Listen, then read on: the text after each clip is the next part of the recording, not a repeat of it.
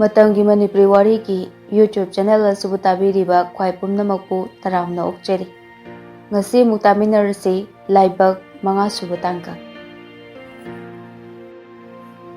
Yausang mai thaba numit ke ayukni nganthoi hoigi yumdo marang tawi. Maya nupa gi chora kora numit oibegi. Nungsi tombisu mopa nupa punsiba laktre haiduna isau langi. Bamona Ibema matam je thengdila kadore anga musang kok na motorase. Nungsi tombina au aigya. Nungsi tombi mayumda phone tawi.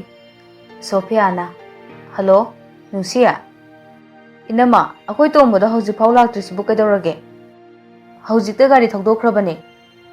Aduga inamaga imaga na kaidoriba hauji phauba. Laani angang ani sigane yadadan tawrini.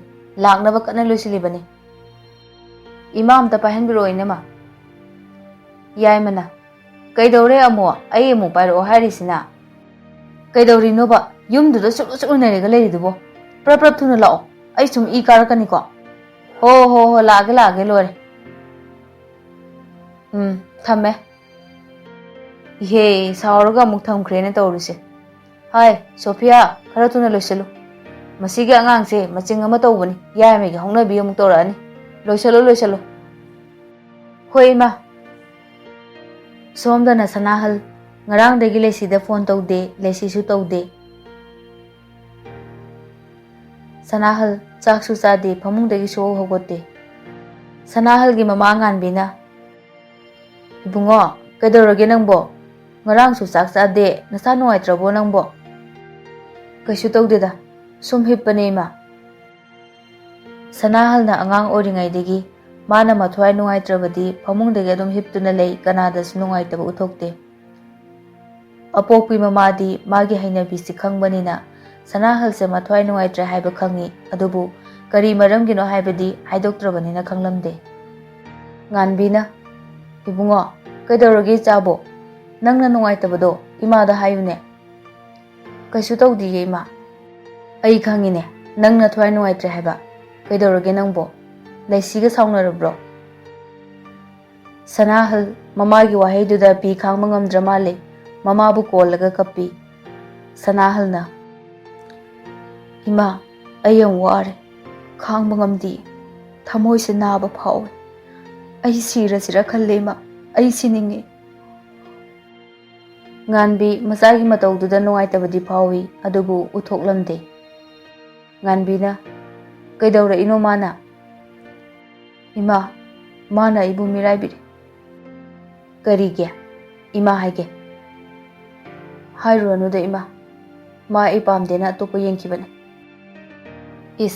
Ichabu karide watke.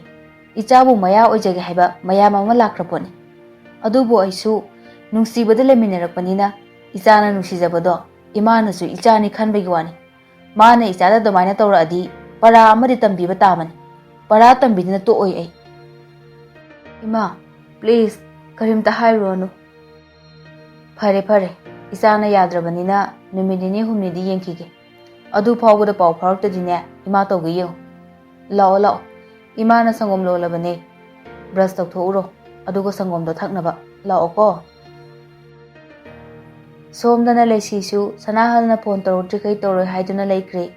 Thoibi da phone tawi thabak jinbanina thoibi su phone pairaktre. Punsibada amuk tawi adusu pairaktre. Upai leitre leisi Sanahal da phone di tawningbani adubu anam kandana tawdre. Somda su punsiba angangi lukokli. Thoibi di nganthoigi manamaga punsibaga machin manawni haiba khanglamde. Aduga thoibiga nganthoiga nungsi tombigi loisinba mateng pangli. Nganthoina thoibia na inamaigi manakta leiraga awat apa yenglamuko. Ai ibungodo lu koide loraba yengukhige irubinaba. Hoi chatluro. Kada punsibagi mamaga mataimaga changlei. Yaimana Bema loisinaba torone thengene nangbo. Nungsi tombi kumde thengna lae haiduna sauri. Yaimana Ibema sina kana. Thoibina ima ai thoibi kowe. Nganthoigi mamanabine. O kai lamdagino. Khangobokdagini ima. Hayma, adudi akoiromdainine. Sophia Nungsia, inama kay tawrauge. Ehenbina amu. Mama, asigi nupi se, akoy kakagi nupi uhense. He, nine hayune, kay ngang nuni sibo. Ibema, saubo yatiko, angang nina pag-angdi ngangi. Kay sukay di dainama. Nungsi tombisu loisinba loisile mapandagi nganthoi na thoibibu kawrai, thoibisu thokre. Thoibi hek thokibaga punsiba changlai. Punsibana. Iche, loire, kari tawkidoino. Nabaidom tala on haichu. Asumna punsibaga thoibiga yumduda leina sukteng nakidre. Numidang waramni thoibi mayumdagi mamana phone tawrai. Tombina. Bema, nang ngasi sula oidro. Hoi ima, ai chatke haibada yadre moina, hayeng thinbige haye. Nganthoina phone do tap mulli. Nganthoina. Ima, thoibise yaksang sida yaholani. Haima, kaigino. Thabal mathang layeba, ado yahondoine ima. Ko, please, yabiyoba. Haima, please taidi kaino. Chanbiduna yabiyo haibani ima. Tanja aduda nungsi tombi su changlai. Nungsi tombi na ayum tapaige. Nungsi tombi da phone do pi. Nungsi tombi na ine ai ngan thoi gi manamani thoibi se aikoi da yaksang se yaholage yadaba tawbinu yaksang loibaga adum thilake ine. Adubu ibema aigi isado yamna pangbani mirak narak singdabani yamna.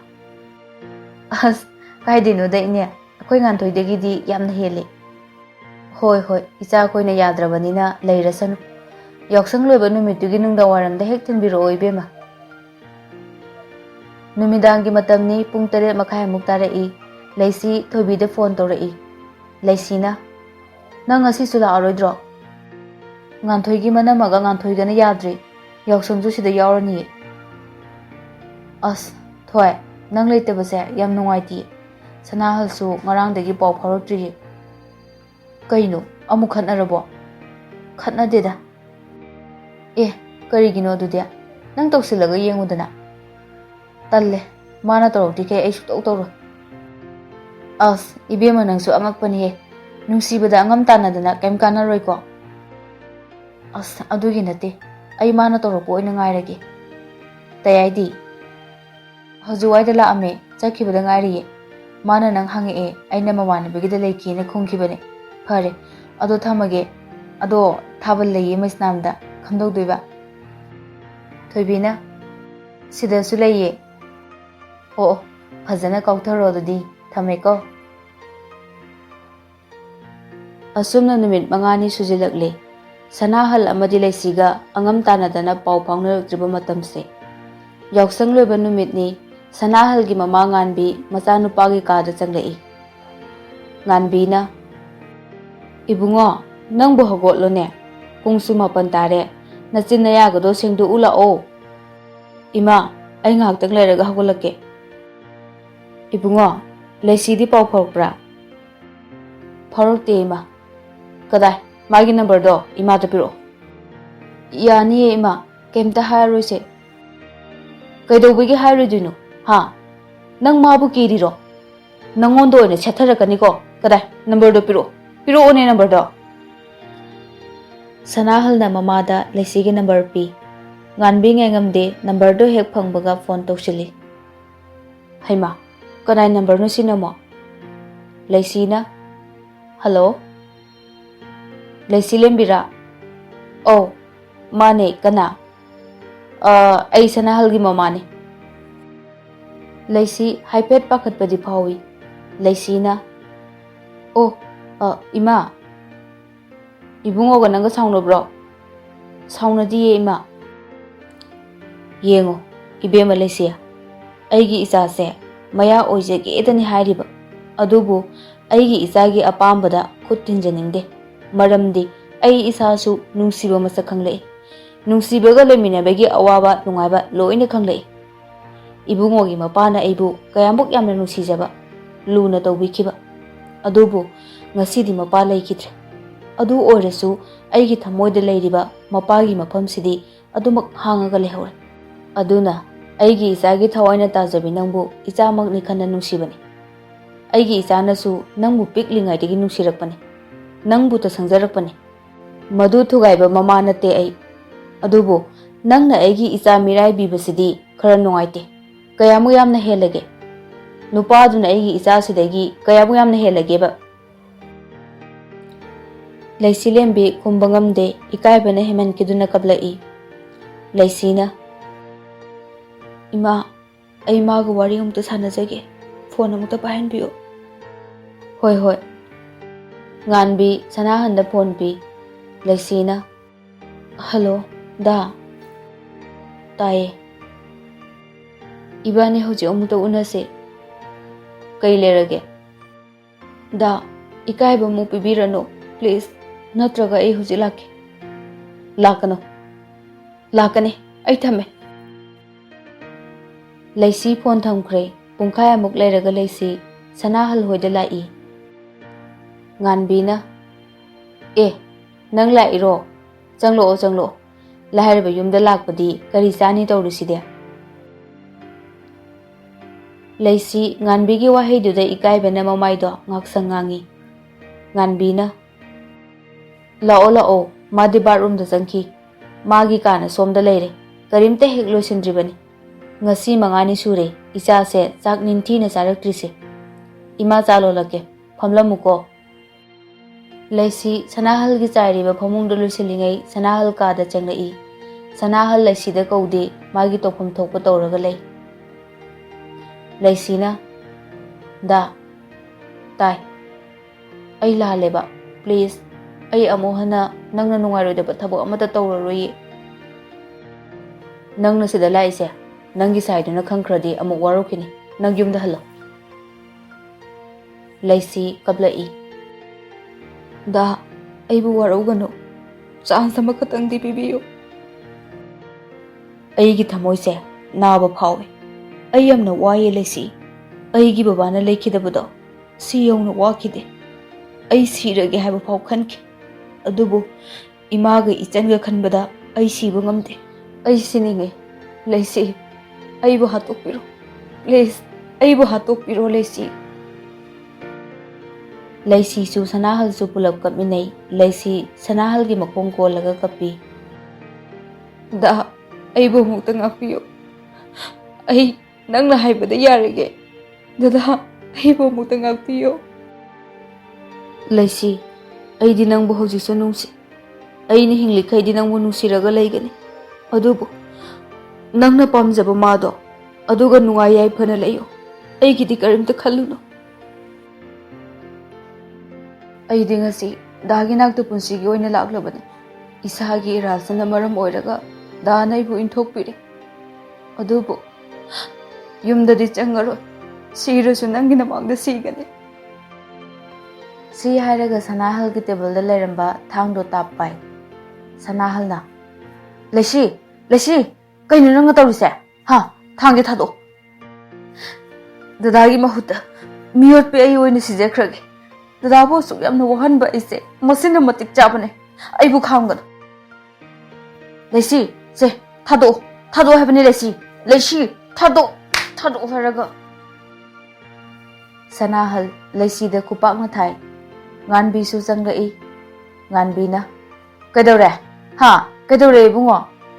ꯂꯩꯁꯤ ꯂꯩꯃꯥꯏꯗ ꯐꯝꯊꯔꯒ ꯍꯤꯛ ꯍꯤꯛ ꯀꯞꯄꯝꯃꯤ꯫ ꯉꯥꯟꯕꯤꯅ ꯂꯩꯁꯤꯕꯨ ꯍꯧꯒꯠꯄꯤ꯫ ꯉꯥꯟꯕꯤꯅ, ꯍꯩꯃꯥ, ꯏꯕꯨꯡꯉꯣ, ꯂꯥꯜꯂꯦ ꯆꯪꯖꯔꯛꯄ ꯃꯤꯗꯤ ꯉꯥꯛꯄꯤꯒꯗꯕꯅꯤ꯫ ꯁꯦ, ꯏꯃꯥ ꯋꯥ ꯍꯥꯏꯒꯦ꯫ ꯏꯃꯥ ꯆꯥ ꯂꯧꯔꯨꯈꯤꯒꯦꯀꯣ꯫ ꯅꯕꯥꯅꯤ ꯅꯤꯡꯊꯤꯖꯅ ꯈꯠꯅꯗꯅ ꯂꯩꯔꯝꯃꯨꯀꯣ꯫ ꯁꯅꯥꯍꯜ ꯉꯥꯏꯍꯥꯛꯀꯤ ꯋꯥꯔꯧꯖꯕꯒꯤ ꯋꯥꯅꯤ꯫ ꯂꯩꯁꯤꯒꯤ ꯃꯤꯠꯀꯤ ꯄꯤꯒꯤ ꯃꯃꯥꯡꯗ ꯃꯥꯒꯤ ꯑꯁꯥꯎꯕꯗꯤ ꯃꯥꯡꯈ꯭ꯔꯕꯅꯤ꯫ ꯁꯅꯥꯍꯜꯅ, ꯂꯩꯁꯤ, ꯅꯪꯅ ꯇꯧꯔꯤꯁꯤ ꯀꯩꯅꯣ? ꯑꯩ ꯅꯪ ꯌꯥꯎꯗꯅ ꯀꯃꯥꯏꯅ ꯂꯩꯌꯣ ꯍꯥꯏꯕꯅꯣ? ꯁꯤ ꯍꯥꯏꯔꯒ ꯂꯩꯁꯤꯕꯨ ꯀꯣꯜꯂꯒ ꯀꯞꯄꯤ꯫ ꯉꯥꯏꯍꯥꯛꯇꯪꯗꯤ ꯑꯅꯤꯗꯣ ꯀꯣꯜꯂꯒ ꯂꯩ꯫ ꯇꯟꯖꯥꯗꯨꯗ ꯉꯥꯟꯕꯤ ꯆꯥ ꯄꯨꯔꯒ ꯀꯥꯗ ꯐꯠ ꯆꯪꯂꯛꯏ꯫ ꯉꯥꯟꯕꯤꯅ, ꯍꯩꯃꯥ, ꯑꯦ, ꯏꯃꯥ ꯀꯔꯤꯝ ꯎꯍꯧꯗꯦꯀꯣ, ꯏꯃꯥ ꯀꯔꯤꯝꯇ ꯎꯍꯧꯗꯦ꯫ ꯑꯅꯤꯗꯣ ꯐꯠ ꯐꯠ ꯊꯥꯗꯣꯛꯅꯩ꯫ ꯑꯃꯨꯛꯁꯨ ꯂꯩꯁꯤꯗꯤ ꯉꯁꯤ ꯏꯀꯥꯏꯕꯒꯤ ꯏꯀꯥꯏꯕ ꯉꯥꯛꯇ꯫ Nganbina, ima thabuk loisilukige, wari saramuko. Nganbi kadagi fathoki. Anido muna yengnaraga amusu nokminay, hujikta kapminaramado. Somdana amuk punsiba, laisida phone tawba sungchat chatre, upay leitre, Thoibida phone tawi. Punsibana, Isan Tombia, nang halagdribo. Ngasi halagdoy tayay. Oo, ado laisiga paw phongnabro. Ngasi gidi phongnadiye, kaidorage tayay. Phone chattene magido. Oh, kaidoba yawarjano. Ado tayay, ay thamage, ay yum chatnaba loisiliba, horen yum yoraga harake. Hoi, thamo. Thoibi phone thamkraba matungda dress loisali, Nganthoi su changlai. Nganthoi na. Thoibia, nang chakhidoise yam nungaitengo. Aisu nungaite. Adubu leibadi yadabanina chatpa tabane. Ado aise yum hek yobaga laisina hatpra kangponte. Tanja aduda Nungsitombi changlai.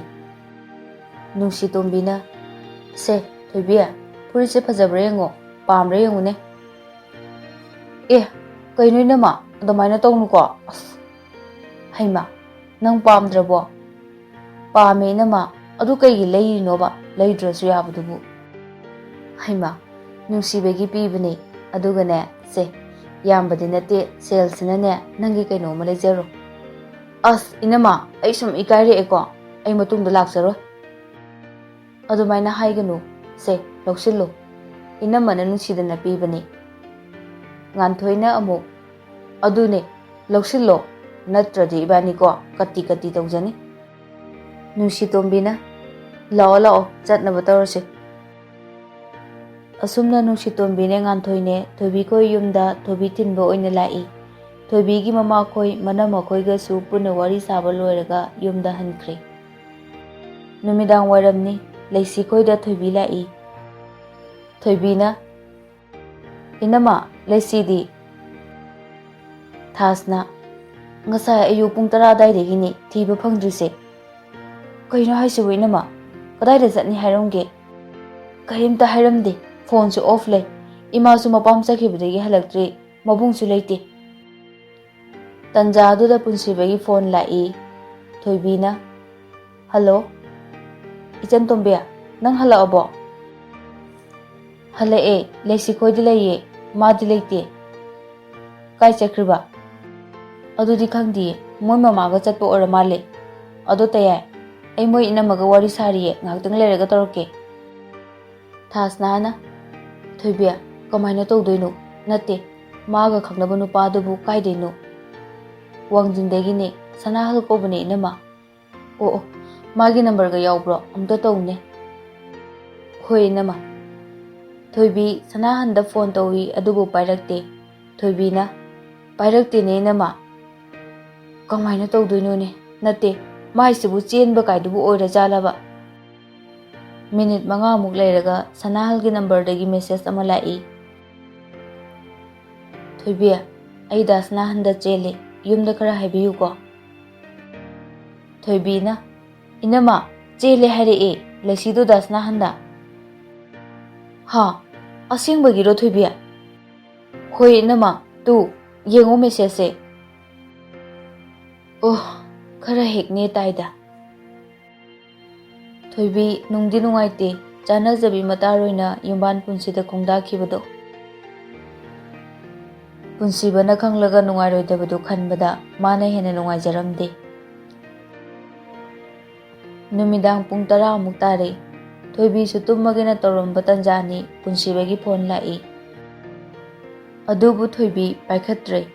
Paikhatlurga kari khumdoino khumphong khanglaroi khanbadagi. Anirak ahumlak tawrai adubu Thoibi phone du paidre. Somdana punsiba laisigi number off laibuta nattana Thoibina su phone paraktabaduda amukke hena nungaitaba haibado oikre. Mathangi numita paw haidokpa lai sanahalgi yumdagi. Ahal masan wari sanaraba matungda laisi ngasi thilakpada yanare. Numidang waramgi matamni laisi yum hannaba loisili. Nganbina, Bema, thengle. ꯑꯍꯜ ꯃꯌꯥꯝ ꯉꯥꯏ ꯂꯩꯔꯕꯅꯦ, ꯈꯔ ꯊꯨꯔꯣ꯫ ꯍꯣꯏ ꯏꯃꯥ꯫ ꯂꯩꯁꯤ ꯁꯅꯥꯍꯜꯅ ꯂꯩꯔꯤꯕ ꯀꯥꯗꯨꯗ ꯆꯪꯂꯛꯏ꯫ ꯁꯅꯥꯍꯜ ꯂꯩꯁꯤꯕꯨ ꯇꯨꯡꯂꯣꯝꯗꯒꯤ ꯀꯣꯜꯂꯒ, ꯂꯩꯁꯤ, ꯅꯪ ꯆꯠꯈ꯭ꯔꯅꯨꯕ꯫ ꯉꯁꯤꯒꯤꯗꯤ ꯆꯠꯈ꯭ꯔꯒꯦ, ꯑꯗꯣ ꯑꯩ ꯂꯧꯕ ꯊꯨꯅ ꯂꯥꯛꯎꯀꯣ ꯗꯥ꯫ ꯑꯁ, ꯂꯩꯁꯤ, ꯅꯪꯕꯨ ꯉꯁꯤ ꯆꯠꯇ꯭ꯔꯗꯤ ꯌꯥꯔꯣꯏ ꯍꯥꯏꯕ꯭ꯔꯣ? ꯍꯩꯃꯥ, ꯌꯥꯔꯣꯏꯌꯦ ꯗꯥ, ꯑꯗꯣ ꯑꯩ ꯆꯠꯂꯨꯈꯤꯒꯦꯀꯣ꯫ ꯂꯩꯁꯤ ꯁꯅꯥꯍꯜꯗ ꯈꯨꯔꯝꯃꯤ꯫ ꯁꯅꯥꯍꯜ ꯂꯩꯁꯤꯒꯤ ꯂꯥꯏꯕꯛꯇ ꯅꯨꯡꯁꯤꯅ ꯆꯨꯞꯄꯤ꯫ ꯁꯅꯥꯍꯜꯅ, ꯂꯩꯁꯤ, ꯊꯨꯅ ꯂꯥꯛꯎꯀꯣ ꯏꯅꯥꯛꯇ, ꯅꯀꯣꯛ ꯐꯥꯎꯕ ꯆꯤꯛꯇꯕ ꯑꯣꯏꯌꯨ꯫ ꯍꯣꯏ, ꯗꯥꯁꯨ ꯑꯅꯥ ꯑꯌꯦꯛ ꯌꯥꯎꯗꯕ ꯑꯣꯏꯌꯨꯀꯣ꯫ ꯆꯠꯂꯨꯈꯤꯒꯦ ꯗꯥ꯫ ꯑꯁꯨꯝꯅ ꯅꯨꯄꯤ ꯃꯌꯨꯝ ꯌꯧꯔꯦ꯫ ꯃꯌꯥꯝ ꯃꯥꯡꯒꯣꯜꯗ ꯈꯔ ꯐꯝꯃꯤ, ꯏꯃꯨꯡꯗ ꯈꯔ ꯐꯝꯃꯤ꯫ ꯂꯩꯁꯤꯁꯨ ꯃꯥꯒꯤ ꯀꯥꯗ ꯆꯪꯂꯛꯏ꯫ ꯊꯣꯏꯕꯤ ꯎꯔꯕ ꯃꯤꯀꯨꯞꯇ ꯃꯄꯨꯛꯅꯤꯡ ꯅꯨꯡꯁꯤꯔꯕ꯭ꯔꯥ ꯀꯩꯅꯣ ꯀꯣꯜꯂꯒ ꯀꯞꯄꯤ꯫ ꯊꯣꯏꯕꯤꯁꯨ ꯀꯞꯄꯤ꯫ ꯑꯅꯤꯗꯣ ꯀꯞꯃꯤꯟꯅꯩ꯫ ꯊꯣꯏꯕꯤꯅ ꯂꯩꯁꯤꯕꯨ ꯊꯦꯝꯖꯤꯟꯕꯤ꯫ ꯑꯁꯨꯝꯅ ꯅꯨꯄꯤ ꯊꯤꯟꯕꯒꯤ ꯊꯧꯔꯝꯗꯣ ꯂꯣꯏꯁꯤꯟꯈ꯭ꯔꯦ꯫ ꯊꯣꯏꯕꯤꯒ ꯂꯩꯁꯤꯒ ꯋꯥꯔꯤ ꯁꯥꯟꯅꯔꯤ꯫ ꯊꯣꯏꯕꯤꯅ, ꯀꯃꯥꯏꯅ ꯇꯧꯔꯤꯅꯣ ꯅꯪꯕꯣ? ꯂꯩꯁꯤ ꯋꯥꯔꯤ ꯄꯨꯝꯕ ꯊꯣꯏꯕꯤꯗ ꯂꯤ꯫ ꯊꯣꯏꯕꯤꯅ, ꯏꯕꯦꯝꯃ, ꯅꯪ ꯍꯦꯟꯗꯤ ꯍꯦꯟꯃꯜꯂꯕꯅꯤ, ꯑꯩꯅ ꯁꯨꯝ ꯍꯥꯏꯕꯤꯗꯕꯅꯤ꯫ ꯁꯅꯥꯍꯜꯗꯣ ꯅꯨꯡꯉꯥꯏꯇꯦ꯫ ꯑꯁ, ꯇꯌꯥꯏꯗꯣ ꯌꯥꯝꯃꯦ ꯉꯁꯤꯒꯤ ꯃꯥꯅ ꯐꯣꯟ ꯇꯧꯔꯛꯏꯁꯦ꯫ ꯑꯩ ꯍꯧꯖꯤꯛ ꯐꯥꯎꯕ ꯄꯥꯏꯗ꯭ꯔꯤ꯫ ꯅꯪ ꯆꯦꯜꯂꯦ ꯍꯥꯏꯕꯁꯦ ꯍꯧꯖꯤꯛ ꯐꯥꯎꯕ ꯍꯥꯏꯗꯣꯛꯇ꯭ꯔꯤꯌꯦ꯫ ꯍꯥꯏꯈꯣ ꯌꯥꯗ꯭ꯔꯣ? ꯑꯦ, ꯅꯨꯡꯉꯥꯏꯍꯦ ꯏꯕꯦꯝꯃ ꯅꯪꯁꯤꯗꯤ꯫ ꯃꯤ ꯑꯗꯨꯒꯤ ꯄꯥꯎꯗꯣ ꯇꯥꯔꯒ ꯅꯨꯡꯉꯥꯏꯔꯣꯏꯅ ꯍꯥꯏꯗꯕꯅꯤꯅꯦ꯫ ꯍꯥꯏꯗꯣꯛꯈ꯭ꯔꯣ, ꯈꯪꯗꯧꯁꯨ ꯂꯩꯔꯕꯅꯤꯅ꯫ ꯍꯣꯏ, ꯑꯗꯣ ꯑꯩ ꯆꯠꯂꯒꯦ꯫ ꯃꯊꯪꯒꯤ ꯅꯨꯃꯤꯠꯅꯤ꯫ ꯊꯣꯏꯕꯤ ꯍꯧꯖꯤꯛꯁꯨ ꯄꯨꯟꯁꯤꯕꯗ ꯂꯩꯁꯤ ꯆꯦꯜꯂꯦ ꯍꯥꯏꯕ ꯈꯪꯍꯟꯗ꯭ꯔꯤ꯫ ꯊꯣꯏꯕꯤꯒ ꯄꯨꯟꯁꯤꯕꯒ ꯐꯣꯟꯗ ꯋꯥꯔꯤ ꯁꯥꯔꯤ꯫ ꯊꯣꯏꯕꯤꯅ, ꯇꯌꯥꯏ, ꯍꯥꯎ, ꯋꯥ ꯑꯃꯇ ꯍꯥꯏꯒꯦ, ꯅꯪ ꯅꯨꯡꯉꯥꯏꯇꯕꯗꯤ ꯇꯧꯅꯨꯀꯣ꯫ ꯄꯨꯟꯁꯤꯕ ꯆꯤꯡꯅꯔꯞꯇꯤ ꯇꯧꯏ ꯊꯣꯏꯕꯤꯒꯤ ꯋꯥꯍꯩꯗꯨꯗ꯫ ꯄꯨꯟꯁꯤꯕꯅ, ꯍꯣꯏ ꯍꯥꯏꯌꯨ꯫ ꯂꯩꯁꯤꯗꯣ꯫ ꯄꯨꯟꯁꯤꯕ ꯆꯤꯡꯅꯕ ꯁꯨꯝ ꯍꯦꯜꯂꯛꯏ꯫ ꯂꯩꯁꯤ ꯀꯩꯗꯧꯔꯕ? ꯂꯩꯁꯤꯗꯣ ꯉꯔꯥꯡ ꯆꯦꯟꯈ꯭ꯔꯦ ꯋꯥꯡꯖꯤꯡꯗ꯫ ꯑꯣ, ꯃꯥꯒꯤ ꯅꯨꯄꯥꯗꯨꯗ?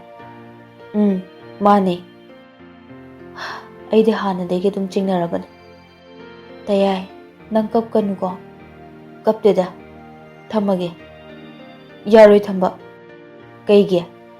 ꯋꯥꯔꯤ ꯑꯃ ꯂꯤꯕꯤꯒꯦꯕ꯫ ꯑꯣ, ꯀꯩ ꯋꯥꯔꯤꯅꯣ? ꯂꯤꯔꯛꯑꯣ꯫ ꯑꯗꯨꯔꯣ ꯇꯌꯥꯏ, ꯅꯍꯥꯟꯃꯨꯛꯅꯦ ꯅꯨꯄꯤ ꯑꯃꯅ ꯃꯥꯒꯤ ꯅꯨꯄꯥꯗꯣ ꯃꯁꯝ ꯐꯣꯏꯗꯠꯄꯒꯤ ꯋꯥꯔꯤꯅꯤ꯫ ꯑꯣ꯫ ꯊꯣꯏꯕꯤ, ꯄꯨꯟꯁꯤꯕꯁꯦ ꯃꯥꯒꯤ ꯋꯥꯗ ꯇꯥꯗ꯭ꯔꯦ ꯍꯥꯏꯕ ꯈꯪꯂꯦ꯫ ꯃꯥꯒꯤ ꯃꯥꯏꯟ ꯗꯥꯏꯚꯔꯠ ꯇꯧꯕ ꯉꯝꯃꯔꯣꯏ ꯈꯪꯂꯦ꯫ ꯊꯣꯏꯕꯤꯅ, ꯇꯌꯥꯏ, ꯑꯩ ꯊꯝꯃꯒꯦ꯫ ꯋꯥꯔꯤ ꯂꯤꯔꯔꯣꯏꯗ꯭ꯔꯣ? ꯋꯥꯔꯤ ꯂꯩꯇꯦꯗ, ꯁꯨꯝ ꯍꯥꯏꯖꯤꯟꯕꯅꯦ꯫ ꯇꯌꯥꯏꯅ ꯅꯨꯡꯉꯥꯏꯇꯕꯗꯣ ꯐꯅꯕ ꯋꯥꯔꯤ ꯂꯤꯒꯦ ꯇꯧꯕꯅꯦ꯫ ꯑꯗꯣ ꯇꯌꯥꯏ, ꯐꯔꯦꯗ꯫ ꯇꯨꯝꯃꯣ, ꯒꯨꯗ ꯅꯥꯏꯠ꯫ ꯊꯣꯏꯕꯤ ꯐꯣꯟꯗꯣ ꯐꯠ ꯀꯛꯊꯠꯂꯤ꯫ ꯄꯨꯟꯁꯤꯕꯁꯨ ꯊꯣꯏꯅ ꯈꯜꯂꯨꯗꯦ꯫ ꯂꯩꯁꯤꯒ ꯁꯅꯥꯍꯜꯒ ꯂꯨꯍꯣꯡꯕꯒꯤ ꯃꯇꯝ ꯂꯦꯞꯅꯈ꯭ꯔꯦ꯫ ꯏꯉꯥꯒꯤ 5ꯅꯤ ꯄꯥꯟꯕ ꯅꯤꯡꯊꯧꯀꯥꯕ ꯅꯨꯃꯤꯠꯅꯤ꯫ ꯄꯨꯟꯁꯤꯕꯒ ꯊꯣꯏꯕꯤꯒꯁꯨ ꯄꯥꯎ ꯅꯤꯡꯊꯤꯅ ꯐꯥꯎꯅꯗ꯭ꯔꯦ꯫ ꯊꯣꯏꯕꯤꯅꯁꯨ ꯄꯥꯎ ꯐꯥꯎꯔꯨꯗ꯭ꯔꯦ, ꯄꯨꯟꯁꯤꯕꯗꯒꯤ ꯂꯥꯞꯊꯣꯛꯂꯦ꯫ ꯉꯥꯟꯊꯣꯏꯒ ꯊꯣꯏꯕꯤꯒ ꯐꯣꯟꯗ ꯋꯥꯔꯤ ꯁꯥꯔꯤ꯫ ꯉꯥꯟꯊꯣꯏꯅ, ꯊꯣꯏꯕꯤ, ꯄꯥꯎ ꯑꯃ ꯍꯥꯏꯌꯨꯔꯥ? ꯀꯩ ꯄꯥꯎꯅꯣ? ꯃꯇꯥꯡ ꯑꯁꯤꯗ ꯃꯌꯥꯝ ꯄꯨꯝꯅꯃꯛꯄꯨ ꯀꯥꯏꯅꯅꯕ ꯌꯥꯊꯪ ꯂꯧꯖꯔꯤ꯫ ꯋꯥꯔꯤ ꯑꯁꯤꯒꯤ ꯃꯈꯥ ꯇꯥꯕ ꯁꯔꯨꯛ ꯍꯌꯦꯡ ꯄꯨꯟꯅ ꯇꯥꯃꯤꯟꯅꯔꯁꯤ꯫